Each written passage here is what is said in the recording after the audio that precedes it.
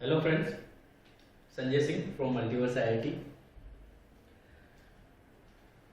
तो हमारे कुछ ऐसे बना कि हमें ऑनलाइन प्लेटफॉर्म पे आना पड़ा। तो जब तक ये अपना चलता है कोरोना का, या आगे भी फर्दर अगर हमें ज़रूरत लगता है तो हम इसी प्लेटफॉर्म पे रहेंगे। हम जो फिजिक्स में स्टडी करेंगे आज का अपना जो चैप्टर होगा इलेक्ट्रोस्टैट होगा। इलेक्ट्रोस्टैटिक होता क्या है? मैं अगर एक वर्ड बात बोलूं आपसे, इलेक्ट्रिसिटी या इलेक्ट्रिक चार्ज, तो माइंड में क्या आता है?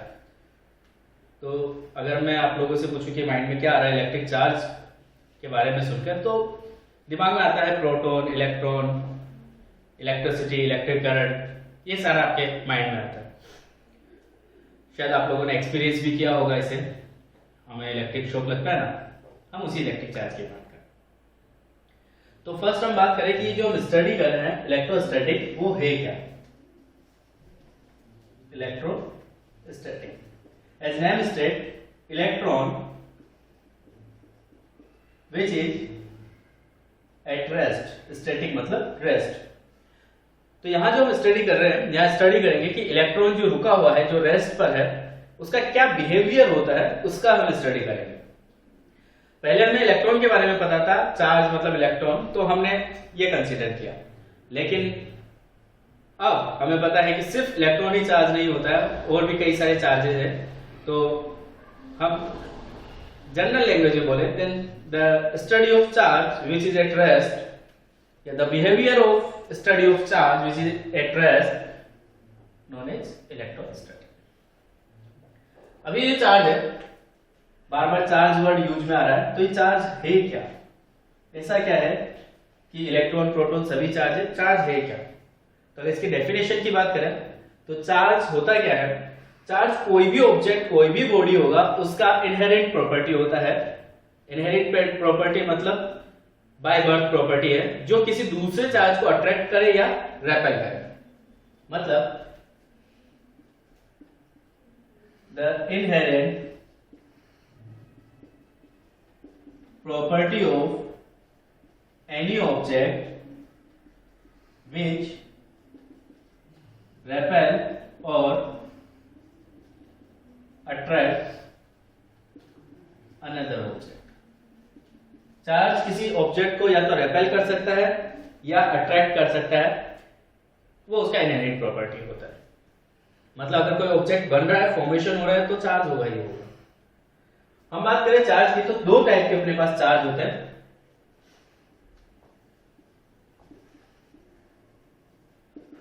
फर्स्ट चार्ज है अपना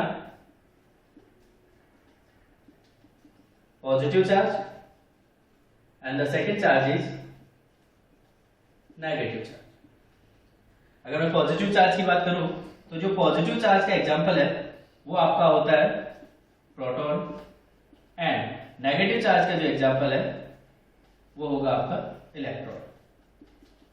वैसे तो और भी कई सारे चार्जेस हैं, लेकिन हमने जो सिलेबस में है या जो हम कॉमनली जानते हैं वो आपके दो चार्जेस है, प्रोटॉन एंड इलेक्ट्रॉन। आपको पता है कोई भी एटम होता है, उस एटम का जो फॉर्मेशन होता है वो प्रोटॉन, इलेक्ट्रॉन एंड न्यूट्रॉन का होता है। न्यूट्रॉन पे कोई चार्ज नहीं है। आगे किसी भी चार्ज के बारे में जो हमने देखा, फर्स्ट उसका डेफिनेशन, सेकेंड उसके टाइप्स, थर्ड अगर हम किसी चार्ज के बारे में बात करें तो जो सेम चार्ज होंगे, सेम चार्ज से मतलब है पॉजिटिव पॉजिटिव या नेगेटिव नेगेटिव। तो पॉजिटिव एंड पॉजिटिव चार्ज ये हमेशा रेपेल करेंगे। Second negative and negative charge always repel, but positive and negative charge अगर पास हैं तो वो हमेशा अट्रैक्ट करता है। याद रखो, मैं यहां पर जो वर्ड यूज में ले रहा हूं, पॉजिटिव एंड नेगेटिव चार्ज बोल रहा हूं, मैं यहां पॉजिटिव और नेगेटिव बॉडी की बात नहीं कर रहा हूं। पॉजिटिव और नेगेटिव बॉडी या पॉजिटिव बॉडी को अगर हम कंसिडर करेंगे उसका अलग सीन होता है, वो हम आगे देखते हैं। ठीक है, तो ये हो गया अपना चार्ज के बारे में थोड़ा। अब हम बात करते हैं पॉजिटिव चार्ज बॉडी क्या है, नेगेटिव चार्ज बॉडी क्या है, एंड आपकी न्यूट्रल बॉडी क्या है। तो आपका कोई भी जो बॉडी होगा उसका जो कॉम्बिनेशन होता है चार्ज का, वो पॉजिटिव या नेगेटिव जो है प्रोटॉन या इलेक्ट्रॉन का होता है। तो फर्स्ट बात करते हैं पॉजिटिव चार्ज बॉडी।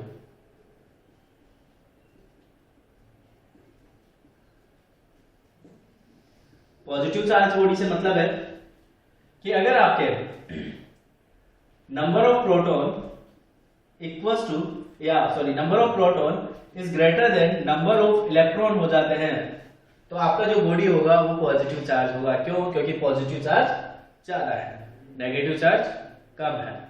सेकेंड, अगर नेगेटिव चार्ज की बात करें, नेगेटिव चार्ज बॉडी, तो यहां पर आपका जो नंबर ऑफ इलेक्ट्रॉन है वो ग्रेटर देन होंगे नंबर ऑफ प्रोटॉन के, तो वो आपकी बॉडी क्या रहेगी? नेगेटिव चार्ज होगी। Third, neutral body.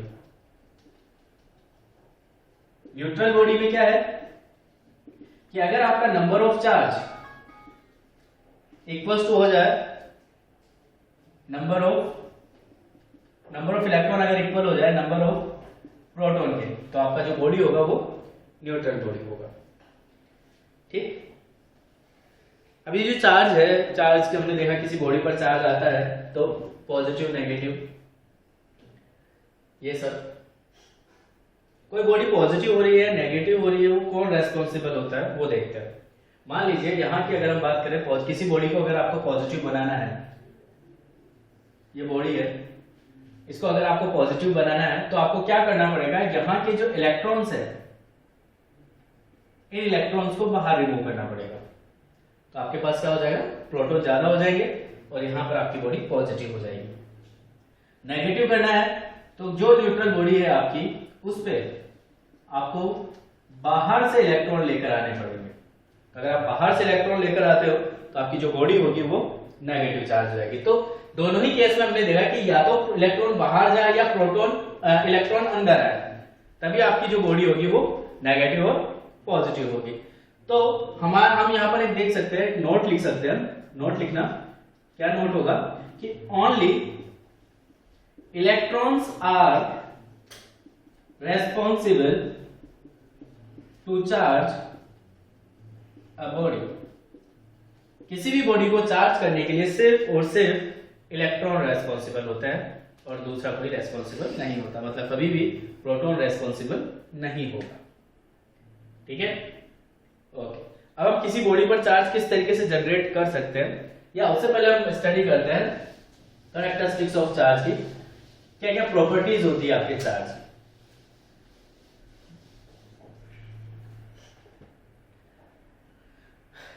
तो चार्ज की प्रॉपर्टी, जैसे प्रॉपर्टी चार्ज अच्छा है बुरा है, हम वो यहां पर देखते हैं। चार्ज कैसा है,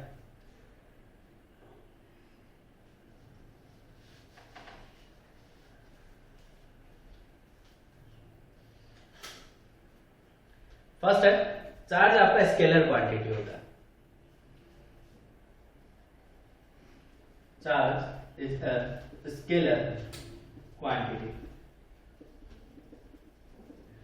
मतलब यहां पर जो चार्ज होगा, जब हम चार्ज हमारे पास कई फॉर्म में रखा हुआ है, तो जब हम उन्हें ऐड करते हैं तो हमें उसका वेक्टर फॉर्म नहीं देखना पड़ता, उसका कोई डायरेक्शन नहीं होता, आप सिंपली उन्हें ऐड कर सकते हो। Second property, charge conserve quantity है।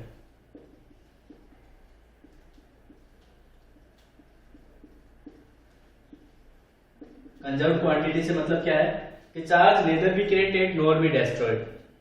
चार्ज कभी भी आप ना तो जनरेट कर सकते हो, ना ही चार्ज को आप खत्म कर सकते हो, बट चार्ज को एक बॉडी से दूसरी बॉडी में ट्रांसफर किया जा सकता है। जैसे मान लीजिए मेरे पास मार्कर और पेन है, इसके पास चार्ज है, इसके पास नहीं है, तो यहां से चार्ज इसके पास ट्रांसफर हो सकता है, लेकिन अगर ये अकेला है, आइसोलेटेड है, तो मैं इसका चार्ज खत्म नहीं कर सकता, इम्पॉसिबल है। या इस पर कहीं बाहर से चार्ज ला सकता हूं, इम्पॉसिबल है। अगर ये आइसोलेटेड है तो चार्ज जनरेट नहीं कर सकता। थर्ड प्रॉपर्टी है charge is quantized quantity. Quantize quantity से मतलब क्या है कि चार्ज का मिनिमम वैल्यू पॉसिबल है। मिनिमम वैल्यू से मतलब कि अगर मान लीजिए मेरी एक बॉडी है जिसके ऊपर कई सारा चार्ज है, 5 कूलम 10 कूलम कितना भी चार्ज है, तो अगर मैं उसको ब्रेक करता जाऊं, बॉडी को नहीं चार्ज को अगर मैं ब्रेक करता जाऊं तो जो मिनिमम चार्ज मुझे मिलेगा वो चार्ज मेरा क्वांटा होगा, और उसी क्वांटे का जो वैल्यू होगा, क्वांटा ऑफ चार्ज मतलब चार्ज का जो मिनिमम वैल्यू है वो चार्ज ऑफ प्रोटॉन और इलेक्ट्रॉन के इक्वल होता है, और उसका वैल्यू होता है 1.6 into 10 to the power minus 19 coulomb.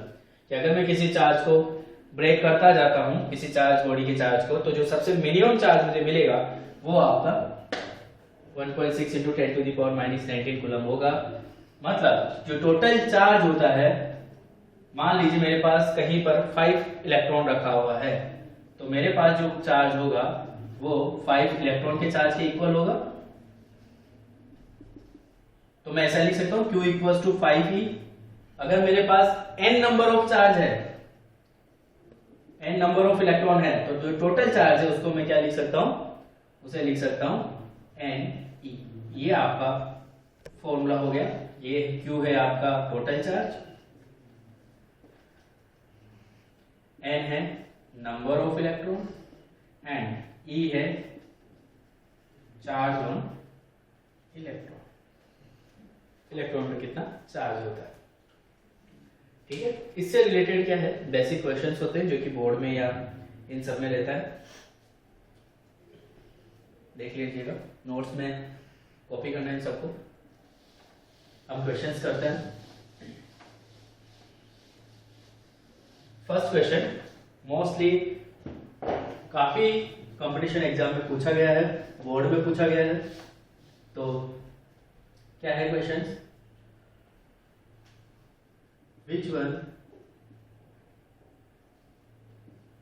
Is not true, कौन सा ट्रू नहीं होगा, पॉसिबल नहीं होगा। फर्स्ट आपको चार्ज का वैल्यू गिवन है, Q equals to 1.6 into 10 to the power minus 20 coulomb. B option दिया हुआ है Q equals to 4.8 into 10 to the power minus 19 coulomb. Third option दिया हुआ है 5 micro coulomb, and D option आपको दिया हुआ है माइनस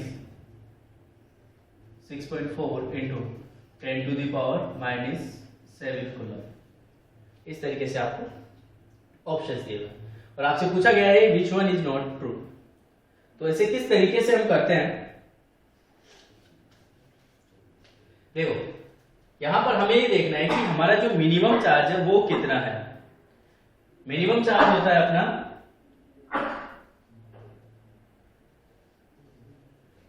अगर हम एक चार्ज की बात करें तो इलेक्ट्रॉन के चार्ज के इक्वल होगा 1.6 into 10 to the power minus 19 coulomb के। तो यहां पर इससे छोटा चार्ज पॉसिबल नहीं है। हाँ, इससे बड़े चार्ज होंगे या इसका जो मल्टीपल चार्ज होगा वो पॉसिबल होगा। ठीक है, तो यहां पर ये इससे छोटा है मतलब ये पॉसिबल नहीं है। ये चार्ज बड़ा है, बड़ा है, बड़ा है, ये सारे पॉसिबल है। तो अपना जो आंसर रहेगा वो क्या रहेगा, ए ट्रू नहीं है, ए पॉसिबल नहीं है। ठीक है, और कैसे क्वेश्चन हम नॉर्मली जो बेसिक क्वेश्चन है वो आते हैं अपने।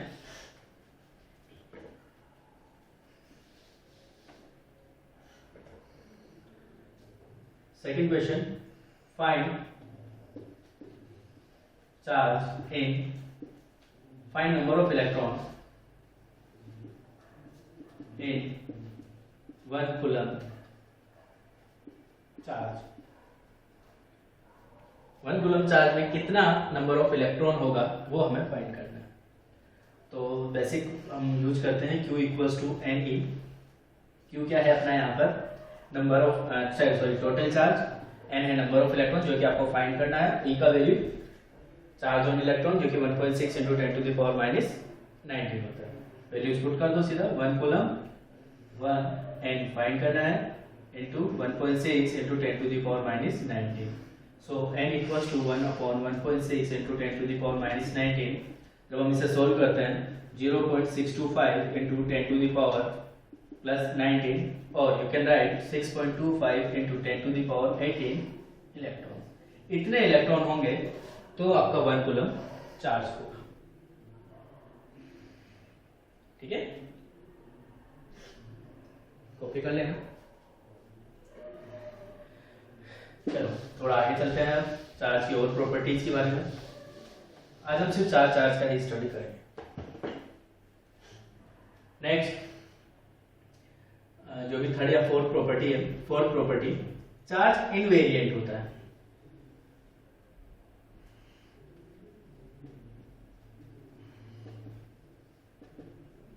Charges are invariant. इनवेरिएंट से मतलब क्या है कि चार्ज कभी भी स्पीड पर या फ्रेम ऑफ रेफरेंस पर डिपेंड नहीं करता है। Charge does not depend on frame of reference. मतलब कि अगर मान लीजिए अर्थ पर या आपके हाथ में चार्ज रखा हुआ है 5 कूलम का, 5 माइक्रो कूलम का, आप लेकर उसे ट्रेन में चले जाते हो, ट्रेन आपकी चल रही है 100 किलोमीटर पर आवर की स्पीड से, चार्ज की वैल्यू में कोई इफेक्ट नहीं पड़ेगा।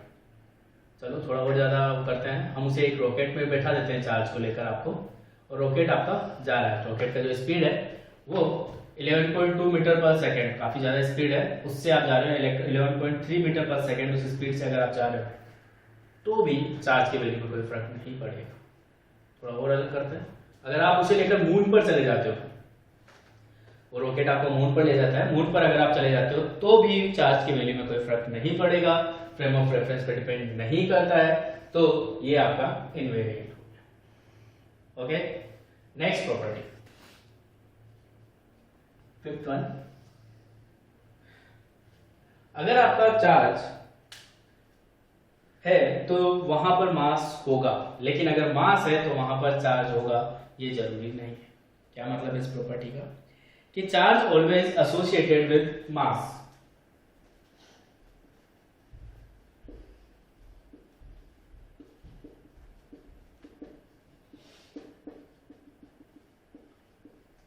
Charge always associated with mass, charge हमेशा मास के साथ एसोसिएटेड होगा, पर मास होगा वहां चार्ज है ये जरूरी नहीं है। एग्जाम्पल की बात करें तो आपका इलेक्ट्रॉन चार्ज है, नेगेटिव चार्ज है, और इलेक्ट्रॉन का मास भी होता है, लेकिन अगर हम बात करें न्यूट्रॉन का, तो न्यूट्रॉन के पास मास है पर उसके पास चार्ज नहीं है।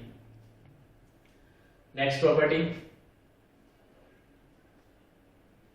Charge accumulates at sharp corners. जहां पर भी शार्प कॉर्नर होंगे वहां आपका चार्ज होगा, एक्यूमुलेट होगा। कोई भी मान लीजिए कंडक्टर बॉडी है, जैसे आपने देखा होगा टीवी, फ्रिज, इनके कॉर्नर्स पर आपने देखा होगा जब आप टच करते हो तो शॉक लगता है। वो इसी वजह से होता है क्योंकि वहां पर चार्ज एक्यूमुलेट हो चुका होता है, तो वो चार्ज आपकी बॉडी में एंटर होने का ट्राई करता है, रिजल्ट में शॉक लगता है। तो charge accumulates at corner. Next property,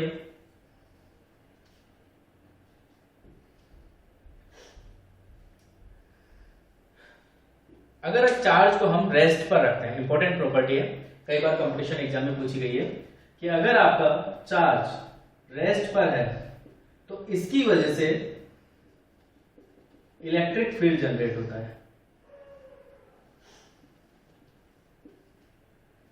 अगर आपका चार्ज को आपने कहा कि नहीं हमें रेस्ट पर नहीं रखना है, हमें वेलोसिटी देनी है, लेकिन ये वेलोसिटी कांस्टेंट है, मतलब आपका चार्ज कांस्टेंट वेलोसिटी के साथ मूव कर रहा है, तो इस केस में इलेक्ट्रिक फील्ड तो होगा ही होगा, प्लस मैग्नेटिक फील्ड भी होगा।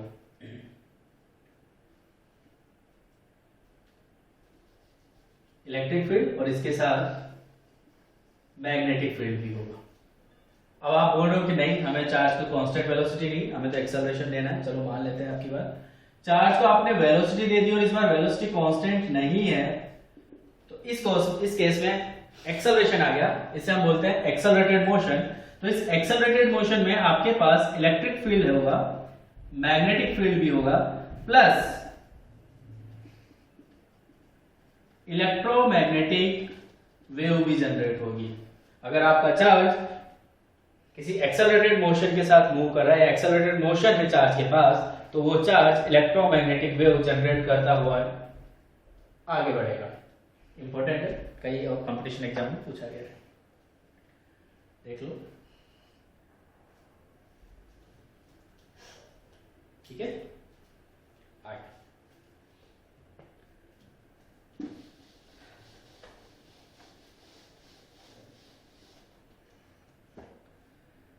ये मैंने चार कुछ प्रॉपर्टीज थी, और भी कुछ प्रॉपर्टीज है। जैसे कंडक्टर की बात करें कि जो अगर चार्ज आपने किसी कंडक्टर पे रखा है तो चार्ज हमेशा उसकी सरफेस पर आकर एक्यूमुलेट हो जाता है।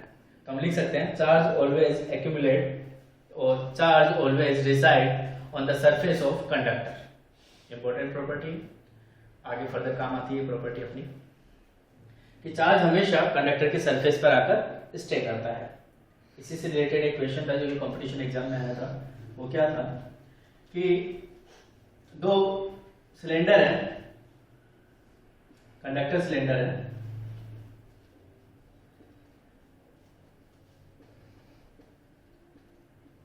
दोनों का आपने क्या किया है, रेडियस सेम है, बट चेंज क्या किया, ये आपका है होलो और ये है आपका सॉलिड। ठीक है, आप दोनों को चार्ज दे रहे हो,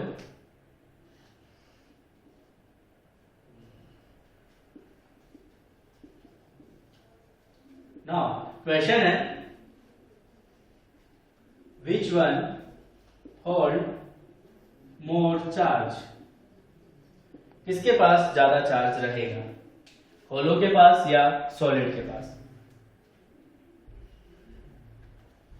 तो देखो अगर हम बेसिक देखें तो हमें क्या लगना चाहिए कि होलो है, अंदर तो आपका कुछ है नहीं तो चार्ज अंदर तो रहेगा नहीं, सॉलिड है तो शायद चार्ज रह जाए। लेकिन अपनी जो चार्ज का बेसिक प्रॉपर्टी ही थी कि चार्ज हमेशा कंडक्टर के सरफेस पर स्टे करता है, सरफेस पर रिजाइड करता है, सरफेस पर ही एक्यूमुलेट होता है। चाहे आप अंदर कितना भी चार्ज हो, चार्ज अंदर नहीं रुकेगा, चार्ज हमेशा और हमेशा सरफेस पर ही आएगा। रेडियस सेम है तो जो इनका सर्कमफेरेंस है दोनों का सेम रहेगा, चार्ज सरफेस पे रहेगा, तो दोनों के लिए